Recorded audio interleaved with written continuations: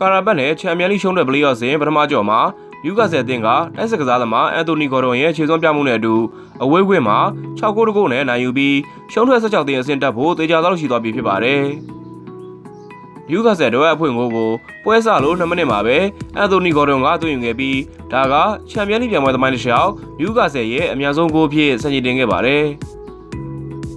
အဲ့ဒီနောက်မိနစ်ပိုင်းကြာမှာပဲထရီပီယာရဲ့ဖြတ်တင်မောကနေနောက်ခံလူမာလစ်ချောင်ကခေါင်းလိုက်သွင်းခဲ့ပြီးပထမပိုင်း9မိနစ်52စက္ကန့်အတွင်းမှာပဲနှစ်ဂိုးပြဲဥဆောင်နိုင်ခဲ့တဲ့နယူကာဆယ်အသင်းဟာ2014ဖေဖော်ဝါရီလတုန်းကဒေါမွန်နောက်ပိုင်းချန်ပီယံလိအဝေးကွင်းပွဲစဉ်တစ်ပွဲမှာပြန်ဘက်ကိုအစောဆုံးနှစ်ဂိုးပြဲသွင်းယူနိုင်တဲ့ဒုတိယမြောက်ကလပ်အဖြစ်မှတ်တမ်းဝင်ခဲ့ပါတယ်။အဲ့ဒီနောက်အန်တိုနီဂေါ်ဒွန်ကပထမပိုင်း32မိနစ်ကနေ46မိနစ်အတွင်းနောက်ထပ်3ဂိုးထပ်သွင်းခဲ့ပြီးအန်တိုနီဂေါ်ဒွန်ဟာချန်ပီယံလိပွဲစဉ်တစ်ပွဲမှာ4ဂိုးသွင်းခဲ့တဲ့ပထမဆုံးနယူကာဆယ်ကစားသမား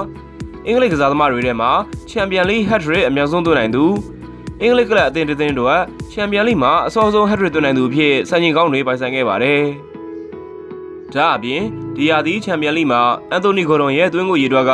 10ဂိုးထိရှိလာပြီဖြစ်လို့ဂန်ဝင်တိုက်စစ်မှုအလန်ရှိရာကိုကျော်ဖြတ်ပြီးတရာဒီတွင်ချန်ပီယံလိမှာသွင်းဂိုးများဆုံးနယူကာဆယ်ကစားသမားအဖြစ်သမိုင်းဝင်စံချိန်ပိုင်ဆိုင်နိုင်ခဲ့ပါပြီ။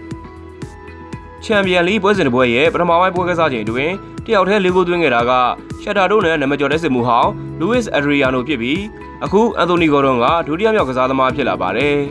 ။ယူကာဆယ်အသင်းရဲ့17မြောက်ဂိုးကိုတော့82မိနစ်မှာဂျေကော့မာဖီကသွင်းခဲ့ပြီးအင်ရှင်ကာရာဘတ်အတွက်အရှက်ပြေဂိုးကို54မိနစ်မှာကာဖာအူလီယက်ကသွင်းယူခဲ့တာဖြစ်ပါတယ်။